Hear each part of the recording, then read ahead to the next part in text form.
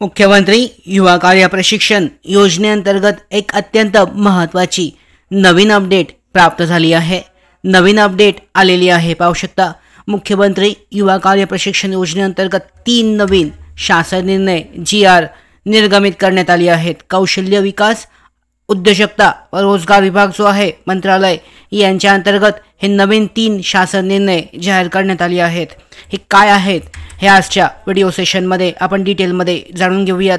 तर यामध्ये पाहू शकता, पहिला जो GR आहे शासन निर्णय, मुख्यमंत्री युवा कार्य प्रशिक्षण योजनेअंतर्गत सर्वसाधारण घटकासाठी स्वतंत्र लेखाशीर्षकास मान्यता देण्याबाबतचा हा शासन निर्णय जारी करण्यात आला आहे। महाराष्ट्र शासन कौशल्य, रोजगार, उद्योजकता आणि नाविन्यता विभाग यांच्या अंतर्गत संदर्भ यानुसार पाहू शकता, जो शासन निर्णय 9 जुलै 2024 ला जारी करण्यात आला आहे। या योजनेअंतर्गत ही योजना कार्यान्वित करण्यात आली आहे। आता या योजनेचा हेतू आपल्याला या अगोदरच माहिती आहे।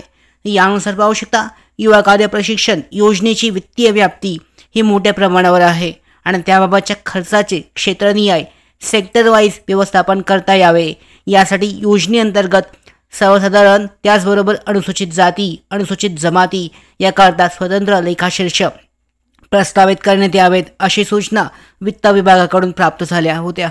त्यानुसार पाहू शकता, त्या अनुषंगाने मुख्यमंत्री युवा कार्य प्रशिक्षण योजनेअंतर्गत सर्वसाधारण घटकासाठी स्वतंत्र लेखाशीर्षक मिळवण्याकरता सादर केलेल्या प्रस्तावास वित्त विभाग तसेच माननीय महालेखापाल लेखा आणि अनुज्ञेय यांनी सहमती दर्शवली आहे। त्यानुसार पाहू शकता, युवा कार्य प्रशिक्षण योजनेअंतर्गत सर्वसाधारण घटकासाठी स्वतंत्र लेखाशीर्षकास मान्यता देण्याची बाब शासनाच्या विचाराधीन होती। यानुसार पाहू शकता, मुख्यमंत्री युवा कार्य प्रशिक्षण योजनेअंतर्गत सर्वसाधारण घटकासाठी खालीलप्रमाणे स्वतंत्र लेखाशीर्षकास मान्यता देण्यात आली आहे। आता 3 लेखाशीर्षक नवीन तयार करण्यात आली आहेत। पाहू शकता, या पद्धतीने यामध्ये जे पहिलं लेखाशीर्षक आहे यामध्ये आपण पाहिलं सर्वसाधारण घटकासाठी आहे। यानंतरचं दुसरं लेखाशीर्षक जे आहे अनुसूचित जाती या घटकांसाठी आहे आणि तिसरं जे लेखाशीर्षक आहे यामध्ये अनुसूचित जमाती या घटकांसाठी जारी करण्यात आलं आहे।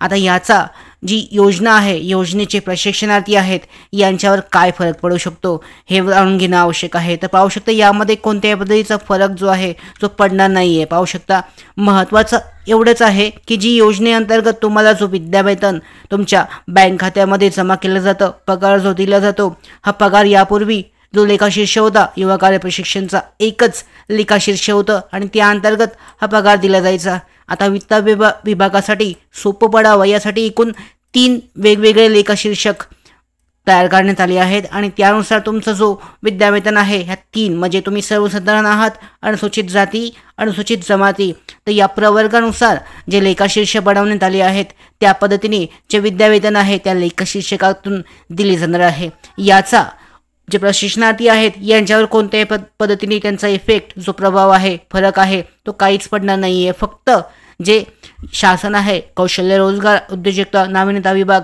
यांच्या अंतर्गत वित्त विभागासाठी चांगल्या पद्धतीने म्हणजे सोयीस्कर पडावं यासाठी हे शासन निर्णयान्वये हे जे स्वतंत्र लेखाशीर्षक आहेत हे उघडण्यात आले आहेत आणि त्यांना मान्यता देण्यात आली आहे। यानुसार पाहू शकता, या शासन निर्णयानुसार 3 शासन निर्णयानुसार जे वेगवेगळे लेखाशीर्षक आहेत यामध्ये कामगार व सेवा योजन व कौशल्य मुख्य लेखाशीर्षक आहे। यानंतर उपमुख्य लेखाशीर्षक प्रशिक्षणाचा आहे।